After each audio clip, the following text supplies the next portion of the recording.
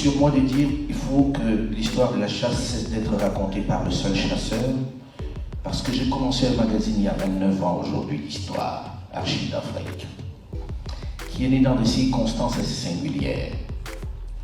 Comme vous, j'ai lu dans un document d'histoire que Jean-Bédel Bokassa était un anthropophage, qu'on avait trouvé dans son frigo des morceaux de viande humaine fourrés à la banane. Quand on entend ça, on a forcément envie de détester Jean-Bédel Bokassa. On se dit, mais c'est pas possible, comment il peut faire ça? Et puis je suis bantou et je me dis, mais j'ai jamais entendu qu'on mangeait de la chair humaine à la banane.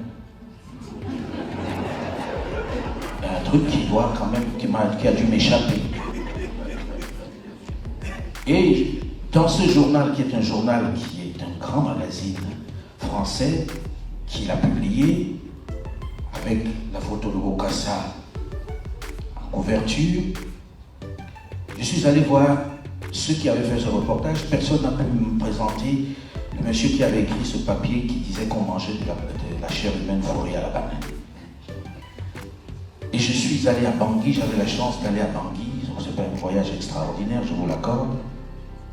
Bangui, il faut aimer.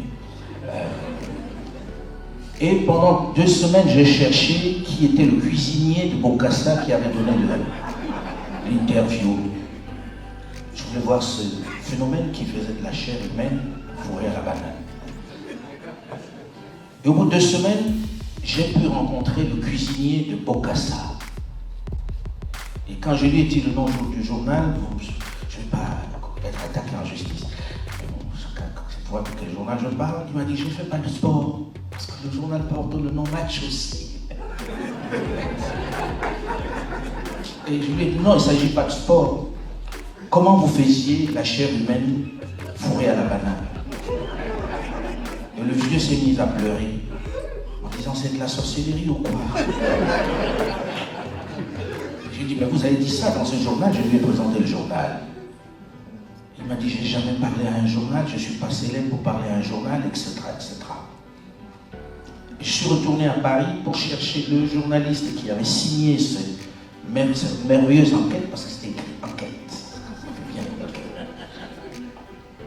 Et le monsieur avait quitté le journalisme et était dans la location des bateaux à 7. Je suis allé le voir à 7. Ce que je vais dire est quand même assez sérieux. Il m'a dit, moi j'ai jamais écrit cet article. On a payé à mon magazine pour le publier. Et l'histoire elle est simple. Bokassa, fâché avec Giscard, il fallait qu'il s'en aille. De la pire des façons, il fallait que nous ensemble nous le détestions. Et Bokassa avait pour diamantaire quelqu'un qui vient de décéder d'un cancer fulgurant, qui était un grand ministre de notre pays, qui est devenu riche, personne n'a jamais demandé comment il s'est enrichi. Était le diamantaire qui vendait, soi-disant, les diamants de Bokassa sur le marché d'Anvers. Il s'est enrichi avec les diamants de Bokassa et quand il a fallu se débarrasser de lui, Giscard et lui se sont arrangés pour qu'il devienne un anthropophage. Et c'est devenu un cours d'histoire que l'on vous a cerné. Et tous nous avons détesté Bokassa. Oh, il n'était pas tellement fréquentant Bokassa. Pour devenir empereur, il fallait avoir un grain.